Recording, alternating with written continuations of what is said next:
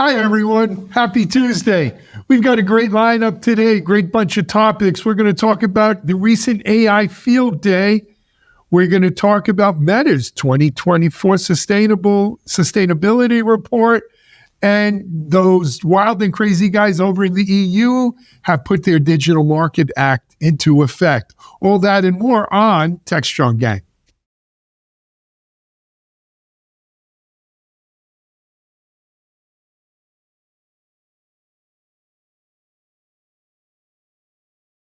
Hey everyone, it's Alan Schimmel from Techstrong. Welcome to this Tuesday edition of Techstrong Gang. Got a great lineup of gang members for you to meet today. Let me introduce them to you. First of all, he's not in Boca Raton anymore. He used to be, but it's not home no more. Our Chief Content Officer, back where he belongs, up in New York, Mike Vizard. Hey Mike, it's great to have you on. Harrison, that's a place. Also joining us from his home office perched high atop the Colorado Rockies, it's our CTO and Futurum CTA, Mitch Ashley. Hey, Mitchell, how are you? I'm glad to see you're home. Well, Mitch, you're on mute. Good to be home. Thank you very much. Mike, sorry to hear that your Florida visa ran out. You had to go back to New York, but you're home. So not everyone's sorry. Okay. And then moving right along, I mentioned Tech Field Day. You can't mention Tech Field Day without mentioning this guy. He is the founder and CTO of Tech Field Day, which is part of the Futurum Group, is our friend Stephen Foskett. Hey, Stephen, good to have you on. Hey, it's nice to be here. And it's nice to be back in Northeast Ohio, at least for a day or two between AI Field Day. And now tomorrow morning, I'm heading out for Edge Field Day again in California. Oh, boy. Yep. Well, hopefully they won't pull your Ohio visa. Ohio, they just let anybody in here. That's what I've heard, but let's not go there. Joining us here in the our Boca Raton headquarters is our sustainability analyst and editor, Bonnie Schneider. Hey, Bonnie, how are you? I'm well, Alan. Great to be here. Good. Well, that does it. That's our gang for today. But let's now dive into some interesting stuff. So we've mentioned a little bit about AI Field Day. And Stephen, I'm going to ask you to take that one. But, for those of us, or for those of you out here who have never been to a field day or are unfamiliar with the Tech Field Day concept, maybe we could start there, Stephen, and then dial into the AI Field Day. Sure. I guess for listeners of Techstrong Gang, just imagine this, except around a table with companies presenting products and technologies to the crew, to the gang. Those are our delegates, and we live stream it over LinkedIn and on Techstrong TV. And the goal is to have it be that great technical meeting that you're glad you sat in on. And we post the videos up on YouTube. A lot of people are watching those videos and learning about different products and technologies. And the fun thing too is that sometimes, like we did this week, we turn the cameras around and let the delegates present on topics that are interesting to them, or do roundtable discussions, or do podcasts. And you'll catch a lot of that stuff here on Techstrong as well as, of course, the Tech Field Day pages on YouTube and so on. So as you said, we were in San Francisco for AI Field Day. Basically, it's a field day focused on AI topics last week. Around the table were a great group of delegates, including our own Mitch Ashley, and including me, actually, for a little bit, along with other familiar faces. Keith Townsend sat in, some of the other folks, Alistair Cook, that folks may be familiar with, along with a bunch of great other folks from the community. We heard it from a bunch of companies, but I really want to zoom in more on the themes of AI Field Day, because I feel like that's more relevant to the Techstrong Gang audience. It's funny, we don't have explicit themes for our field day events apart from big ones like AI or Edge or Cloud. But it's, the nature of the industry is so funny because there's always a theme that develops sort of spontaneously.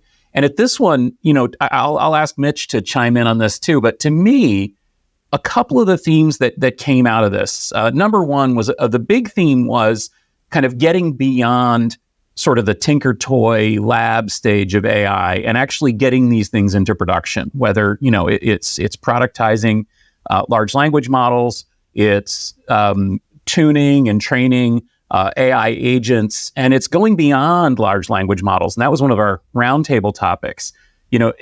Stop chatting with the machine and start having the machine do some work for you, even if it's beyond LLMs. So that was a big theme. Another big theme was the challenges of interconnections, because most of these AI supercomputers are essentially made up of lots and lots of autonomous nodes that have to talk to each other. And so we heard from some of the interconnecting, giants like Cisco and Arista, as well as a really incredible new company called Infabrica that is, and all these are focused on basically revolutionizing how these units talk to each other, which for me was a really interesting highlight. And then, as I said, finally, the whole world of agentic AI and building practical AI agents was really interesting and really thought-provoking for me. So, Mitch, what was your takeaway? Do you think those were the themes? I think those are spot on. I totally agree with what you said. There's some other things for me that jumped out. One is just kind of in macro. We're always talking about OpenAI and Anthropic and all of the kind of AI companies. And none of the companies there were pure AI only. That's their thing, right? They're not have started up as an AI company. They're all existing companies with the exception of Infabrica, a newer one, that were taking AI and what's our role in this ecosystem? What do we do? How are we going to do search? And how can we be a vector database on the front end of it, for an Elastic, for example? And it went that way. Cisco about switching, testing with its Keysight, et cetera, all the way down to VMware, on-site private AI. So you could see the AI story. Here's their products. Maybe they created some new things to go with it. Maybe it's largely what they already have, and they're adding some things to it. But it's reshaping their story about what their AI story is. I think the other one that was interesting to me is just AI at this massive scale. You read the headlines about how many billions of dollars or millions of dollars, hundreds of millions are being invested in data centers and GPUs and all of this stuff. And then you look at, well, it's not just the GPUs. Yeah, that you may have 1,000 of those or 10,000 or 100,000 of those in your data centers. But a lot of those GPUs have to talk to each other. You don't want them to going through the entire hardware fabric for them to share data and communicate with each other, because a lot of the processing and learning, kind of all the GPUs do their tasks, and once they're finished, they all go back and do the next task. So you really have to optimize for getting away from wait states and things like that. So there's an entire network now that's built to interconnect GPUs. And, I guess I read about it. I didn't really realize how challenging it is to handle that volume of traffic. You're talking about 400 gigabit, 800 gigabit per second communication across these networks. And then the Infabrica was really fascinating because they were essentially collapsing if you want to think of the northbound interface in and out of the box, instead of going into the bus and then onto whatever NIC card and onto whatever jumping off point. They've integrated that all into one namespace, one memory space that they can manage on a chip, and anything can go anywhere. It's kind of an anywhere networking chip, which is okay. That's pretty cool. If that catches on, could be pretty revolutionary. So really interesting, just thinking of this, seeing it at scale that I don't deal with it every day. Yeah, I think, Stephen, you said something, and Mitchell reinforced it here. For too many people, AI means I go into a chatbot and ask a Google search kind of question, or ask it to write something for me or something like that. And I think that misses out on a large segment of the use cases of AI, right? And I spoke about it, not with tech people. Over the weekend, I was out with social friends down here in various lawyers, doctors, stockbrokers, the usual Boca crowd, and, of which Mike Vizard's no longer part of. But in any event, and these people are worried about the effect AI is going to have on their businesses. And it's not some chatbot that someone's going to type a question in, how do I get more alimony out of my deadbeat husband or something? that's not it. The promise of AI is that it's so deep. It goes into the fabric of everything that we can do, right? And to make it better, faster, stronger. I was at that JFrog event last week as well, and it was there as well in a big way. So it's not, if you're still thinking of AI as a chatbot, you're not really thinking of AI. And that's probably a big lesson, right? When you look at the range and breadth of the folks you had presenting at AI Tech Field Day and their uses of AI, it starts to open your eyes a little bit to that, right? There's more to this than a chatbot.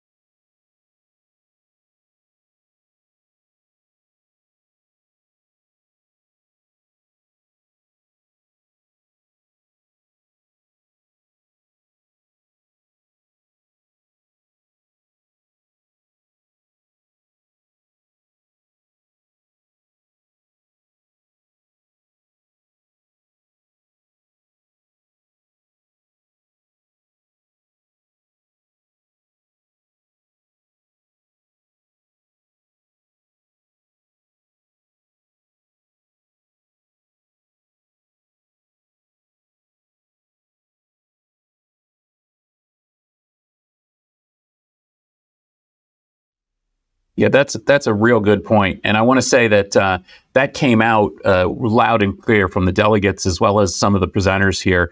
My podcast co-host, Frederick Van Haren, likes to say that LLMs escaped from the lab because they were so cool and so much fun to play with. But agentic AI is really where the action is. I had one company there, Integrail, who's developing, to my mind, it reminded me kind of like a Zapier or IFTTT or something like that, except most of the actions that it takes are various AI components. And it's not just chatbots. Like you said, that's the key, right? It's about building systems that can interconnect, that can process data, that can do it intelligently with the right AI tools here and there. So imagine a like if this, then that kind of situation where you have, if a new email comes in from a prospect, and I don't have to define what a prospect is. Like, we're going to let AI look at the emails and decide what's a prospect. Then figure out which of our products is the right product to pitch to this person, then compose the right response, then, post a note in Teams saying, new prospect is here, and here's an idea for a response to them. Would you like to send yes, no? And if Alan says yes, then go ahead and send as Alan. And all of those tasks use a different type of AI agent. All of those tasks have different inputs and outputs, and all of those can be continually monitored and updated as AI agents are added and improve and so on. And that's kind of the goal that Integrail is trying to put together, is basically making a very friendly, like a business process automation tool that uses AI agents in every step of the way. And to me, that is the kind of thing that's going to be really attractive to enterprise buyers, much more than, like Alan says, a chatbot. Agreed. So, Stephen, we don't have a lot of time left in this block, but you mentioned you're on your way out to another tech field day, this one on Edge. You want to give us a quick preview? Sure. Edge Field Day is one of my favorites simply because it's so varied. So we've got companies there that are doing software-defined networking. We've got VMware, a company you may have heard of, doing that. We've got companies talking about container orchestration and Kubernetes.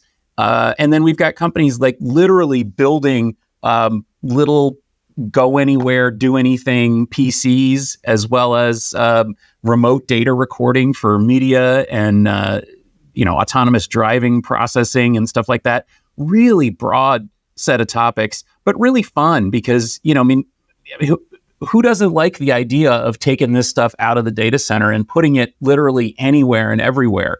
Whether it's a main battle tank or under the fryers at a quick serve restaurant. How do you make something that works in a strange environment like that? And that's what these companies are focused on. So that's what we're going to be talking about on Wednesday and Thursday. And of course, that'll be live streaming on Techstrong TV as well. Excellent. That's a pretty strange place. I don't know about Harrison, though. It's a little Tony. Anyway, Stephen, thanks for the report from the field on field day. See what I did there? And then they are streamed on Techstrong TV. But if you don't catch them on Techstrong TV, all of the field days are available on the Tech Field Day YouTube channel as well, correct? Yep, absolutely. Just go to YouTube/Tech Field Day, click subscribe, make that bell ring, all that good stuff. All right. Hey, thanks for the report, Stephen. Let's take a break here on Techstrong Gang. We're going to come back, and Bonnie has a report on Meta's 2024 sustainability report. You're watching Techstrong Gang. In a world where every line of code powers the future, every keystroke can introduce new threats. As software evolves, so must security. It's time to rethink how we protect our digital world. Join the leaders in DevSecOps and AI at the OpenText DevSecOps Virtual Summit on September 24th. Discover how innovation is transforming software delivery. Faster, more secure, and smarter. From AI-driven security to the truth behind cloud security, get the insights that will keep you ahead of the curve. Don't just watch the future unfold. Be part of it. Register now and secure your place in tomorrow's world.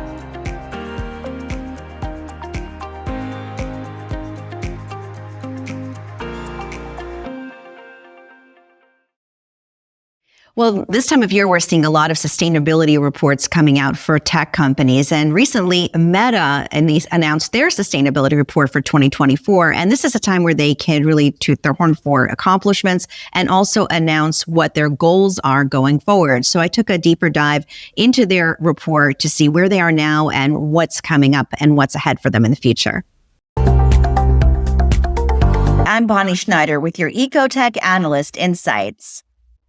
Meta's 2024 Sustainability Report provides a detailed look at the social media company's eco-aware journey. Let's dive in. Overall, Meta has made significant strides in reducing its carbon footprint. Since 2020, the company's been carbon neutral. How did they get there? By investing in clean energy. Meta is now one of the world's top corporate buyers of renewable power, with over 11.7 gigawatts of contracted capacity. Meta does face challenges, though, especially when it comes to its ambitious goal of net zero emissions across its entire value chain by 2030. That's because, as of now, only 28% of its suppliers have set science-aligned steps to reduce indirect Scope 3 emissions. Meta will need to intensify its efforts to influence and engage its suppliers in order to achieve their 2030 goal. Water stewardship is another key priority for Meta. In 2023, the company returned over 1.5 billion gallons of water to stressed regions.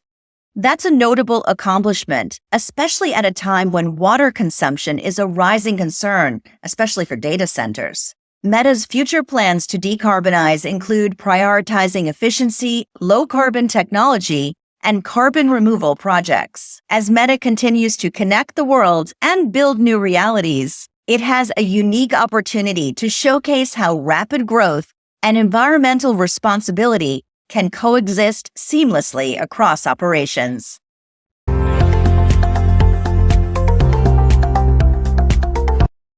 So some of the challenges that I mentioned in terms of their goals for 2030 are external. How do they manage suppliers that are not meeting their own individual sustainability goals? And that seems to be a concern, not just for Meta, but also for Google and others that are working with so many different partners to keep everybody on the same page with their sustainability goals. There are external factors like the difficulty and the challenges in measuring the Scope 3 emissions, which are across the supply chain. But in looking ahead, I mean, each one of these reports as they come out from year to year, they're larger, they're more extensive, and they're building on the successes that they've had in recent years, especially some of the ones I just listed in the video there. Bonnie, it's fascinating to me, the tentacles that big tech has into industrialization, into society, where a company like Meta, which is not a small company, don't get me wrong, but you would think, well, what is the impact of sustainability? And, when we start talking about renewable energy and water resource management and other critical challenges, you start to understand. And it's not just Meta, it's Google and it's Apple and it's Amazon.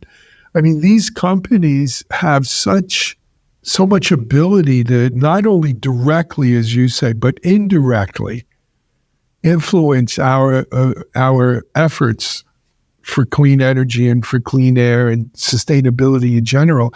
And then we start using, the AI piece of it, right? And how's AI going to, again, to my point earlier, this ain't just a chatbot. Right. How is AI going to affect this and accelerate it and enhance our efforts? And you start, I don't want to be a unicorn blowing smoke up, people, but you start seeing that, we can do better. We can make an impact here. We can move forward. Climate change isn't a hoax. We have to take it seriously. There are things we've got to do. And it's not just here in the US, it's worldwide. And companies like the tech giants can really help lead the way in this, very, very important focus. Yeah, and a big issue is going forward is not just like what we've taken before, let's say water resources or energy, but it's that buildup of AI and the data centers and the data centers that are coming, and how is everyone going to handle that, and how are we going to offset it? So I think it's a growing conversation, that and combined with regulations that are coming in 2025 that are putting more focus on all of these across the major tech players.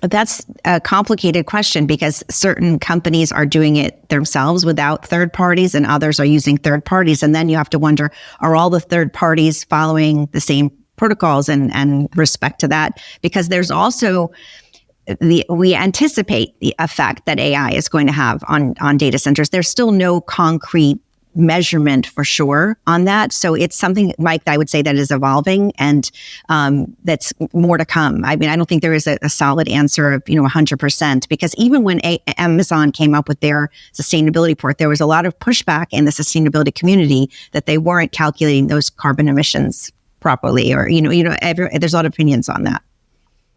I was thinking of the same thing too, Mike, is maybe what this points out is where are those carbon consumption places in the supply chain?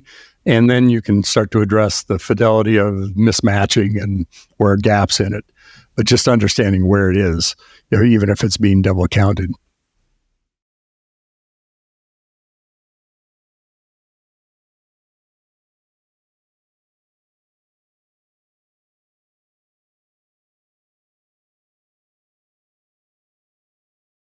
Well, you can know the baseline of it. You can at least know some of it. You can't. Maybe you can know some of it without knowing all of it.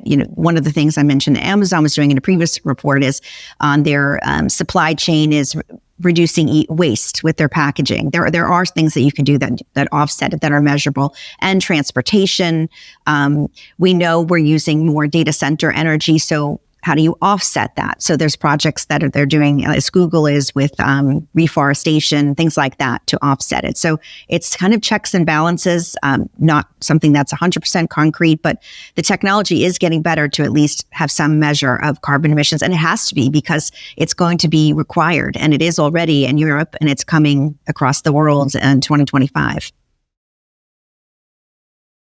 Yeah, carbon accounting. Well, it is hard to figure this stuff out, isn't it? Because, Bonnie, as you mentioned in your report, I wasn't aware that Meta was carbon neutral for the last 4 years. But of course, like we're saying here, that carbon neutrality comes with a big asterisk. If you read the report carefully, you'll see that, a lot of it is, they still are using fossil fuel powered for a lot of data centers. It's just that they're buying into renewable sources in other places. But to Meta's credit, the company says that they're actually trying to increase locality of carbon neutral energy as well. And I think that that's an important aspect here too. So once the CPAs crunch the numbers, I think that we don't need a CPA to understand that if you're using energy from a coal-fired power plant in, let's just say, Ohio, for sake of argument, and you invest in a bunch of solar panels that are going to be able to help offset that and reduce the use of that, then that's, a net positive, despite the fact that in this case, those numbers might not really change because they were already buying renewables. They were just buying renewables in other places around the globe. But certainly reducing the impact locally is an important move. And frankly, I'm really excited to see companies like Meta really investing heavily in local solar power for data centers, because ultimately that's going to be the answer for a lot of these data centers, assuming that we have space to put those local solar panels, which is, not true in places like Northern Virginia and the Bay Area in California. But, maybe they'll start investing in other places. I mean, we're seeing a lot of data centers going up here in the Midwest, right, and there is a lot of land here. Mm-hmm. That's true. Very cool.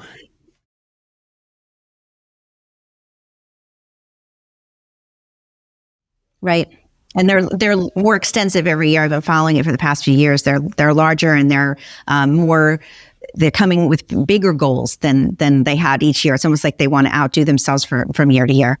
And they're honest. That's a huge thing too. They're not trying to hide the fact, it's right there in the reports that they are not buying, that they are still buying fossil fuels, right, and that they are not necessarily going to meet some of their goals. And I think that's important too. There was an interesting article, and I don't remember if it was in the Times or the Post this morning that I was reading. Part of the Biden economic stimulus from, I guess, three years ago was literally tens of billions of dollars set aside to build sustainable data centers, right, clean energy, but specifically tech areas where a data center would anchor a whole ecosystem of tech. And, Congress, there were like 20 areas designated in the U.S. for this. Congress has allocated some money for 12 of them only, and then it's only some money. And so it really hasn't gotten off the ground. But clearly, I think this is the kind of government industry partnership. We're working together with these kinds of noble goals in mind, and we've got the money allocated for it already, that we could maybe see some progress here and really, move the needle on this. And maybe I'm just pie in the sky today, but there's a lot it would be nice. Yeah, and there's also a lot of incentives to use renewable energy, which goes hand in hand with the data centers as well. So I think we're going to see more of this. I going forward. I mean, there's a lot of other companies that are putting out sustainability reports too. But what this also does is it does encourage anyone who's working with Meta, anyone who's working with Google, to be mindful and be more aware. So you're seeing smaller businesses putting out sustainability positions as well. Renewable energy is going to be key to the data center, to offsetting the energy output that the AI demands. And kind of giving a preview to my to next week's report is something Alan passed along to me from the Washington Post, is about all the electricity and the demand in Stephen, in Ohio, for example, where all the data centers are being built. And should these companies pay more for updated grids to have to power all this AI? So that's sort of a preview that I'm leading into for next week. But it is an interesting conversation, and this sort of leads into it. If this is where we are now and we're still not meeting our goals, okay, and we know AI is only going to get more increased in energy, what can we do to offset it? And how are we going to maintain the grid and the power for everybody else? Absolutely. And Stephen, to your point, a lot of these projects are in the Midwest and heartland areas that, let's face it, quite frankly, could really use the boost, a shot in the arm to the local economy. So if it works, great. Let's hope it does. Anyway, we're going to take a break here on Techstrong Gang. We're coming back for our third block next, which is, as I said, those guys over in the EU, Digital Markets Act goes into effect. Mike Vizard's going to lead us on that. You're watching Techstrong Gang. Discover Techstrong Group, the epicenter of tech innovation. We're your go-to for reaching IT leaders and practitioners worldwide. Our secret? Impactful content that sparks awareness, engagement, and top-quality leads. With us, you'll access editorial websites, streaming videos, virtual events, custom content, analyst research, and more. Join our satisfied clients. Let's revolutionize your tech journey. Contact us today and tell your story to the world in the most powerful way with Techstrong Group.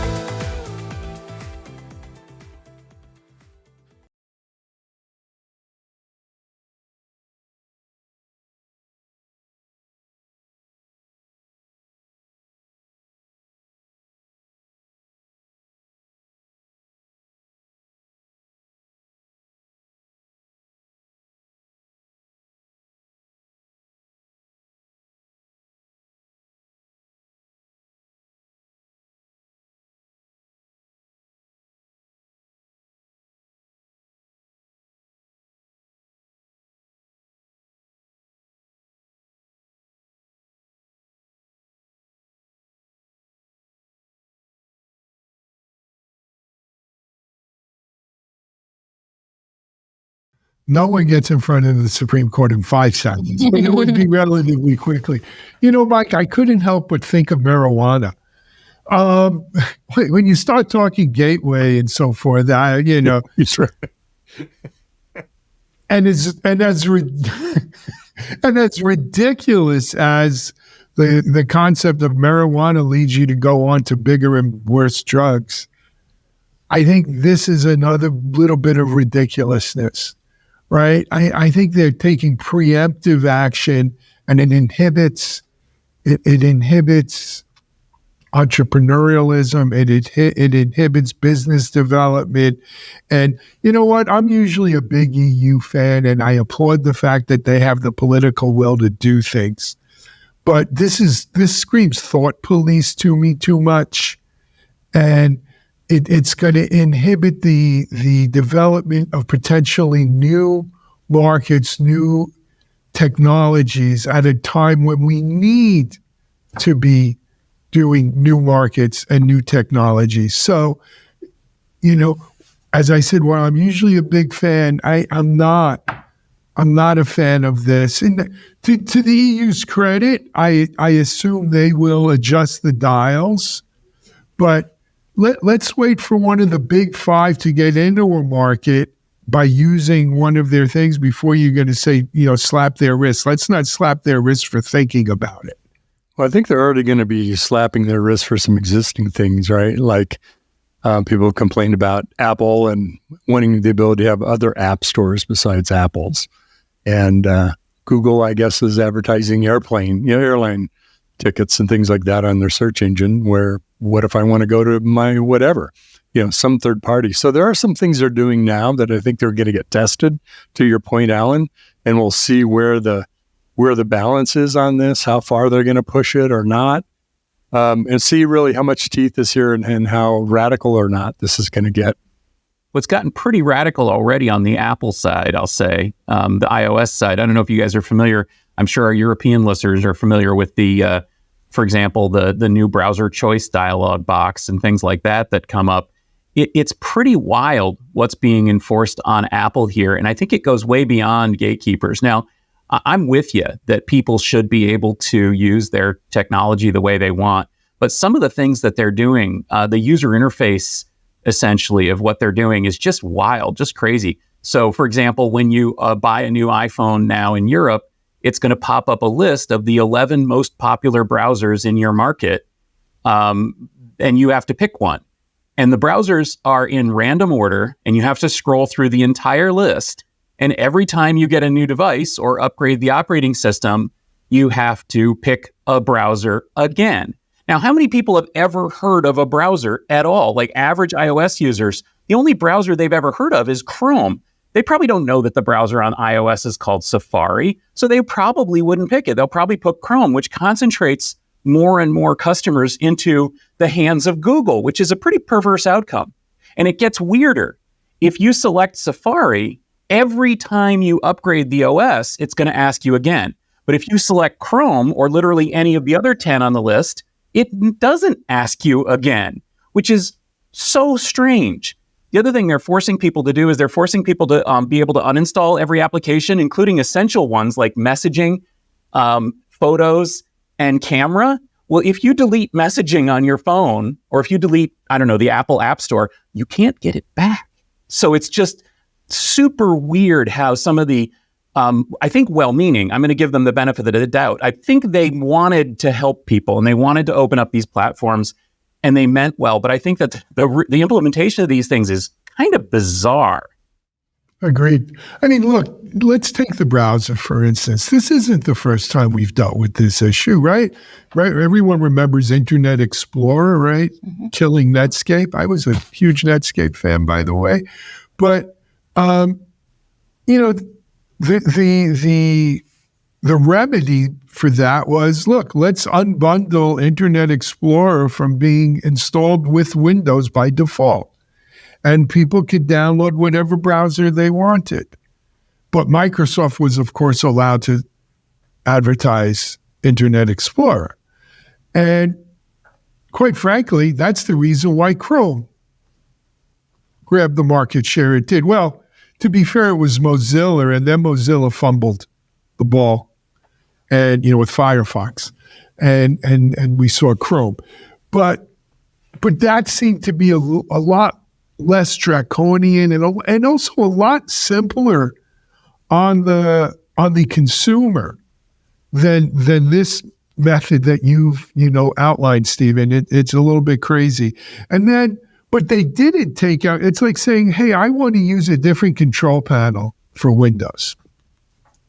Right? I'm going to have something else that controls all of my settings. It just doesn't make sense. And the road to hell is paved with good intentions. And sometimes I think when legislatures and governments, and it's not just the EU, but when governments try to overregulate or regulate tech based upon limited experience, that's what you get here, a road to perdition.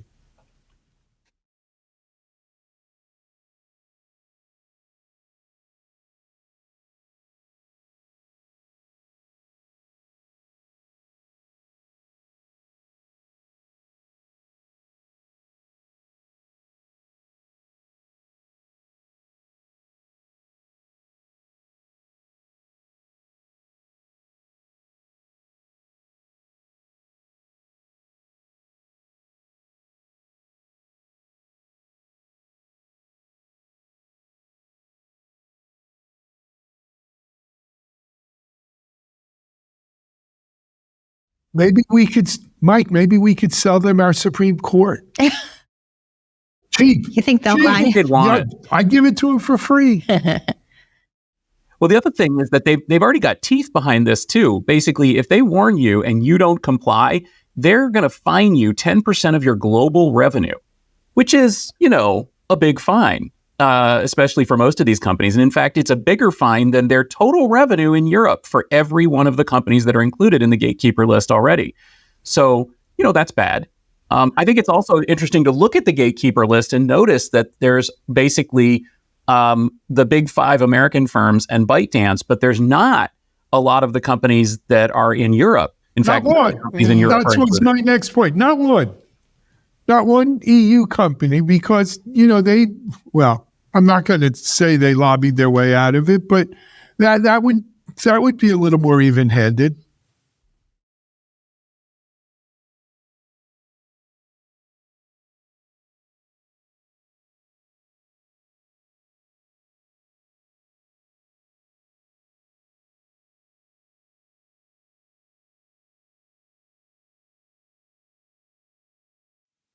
That's what Apple's doing with Apple Intelligence, which is not available in Europe. because they've said basically it's integrated into their entire ecosystem of products. And if this only applies to iOS, they just can't open it. And I think there's been a lot of sour grapes from people saying, hey, how come we can't have that? I think Apple and companies are going to be making those kind of judgments about whether do I even want to offer this product at the risk of this massive, massive fine. I think that could also happen with the sustainability stuff I was just speaking of, because the fines for global companies doing business in Europe are also going to be very high, and that maybe that will influence some of their decisions about doing business there. I don't know. I hope not, but it's possible. I think you could even maybe not claim yet, but we'll see what the actions are. This could be just protectionist legislation, if you will, or regulation, right? It's kind of like trying to prevent the Walmart from coming in your town and wiping out all the local businesses. In this case, the big five coming in and wiping out or crippling your business within the EU. So we may just have to call it what it is at some point if that's what they do. Look, you know what? To echo Moses, let my people go. Apple intelligence catches on and all these poor folks in the EU can't use it. The outcry will be so high that even Pharaoh will have to let them free. So let's see what happens. Oh, plague on your house. Oh, plague on your house. Yes. Very good, Mitch. But we'll see. We'll see. I mean, you can't hyper-regulate these things, and we'll see how it plays out. All right. If that's it, I think that wraps up our Tuesday edition of Techstrong Gang. Stephen, we'll be looking forward to a report on the Edge, Tech Field Day from you, maybe next week. Yeah, that'd be great. Anybody else want to make any clever Edge comments? I'm just feeling edgy. I'm pretty edgy. You're feeling edgy too, Mitch? Okay, Bonnie? No, not on the edge. Sustainable edge, maybe? Oh, that's a ledge. Anyway, we've got a full day of Techstrong TV immediately following this. And we'll be back tomorrow with even more. Right. And until then, this is Alan Schimmel for Techstrong Gang. Have a great day, everyone.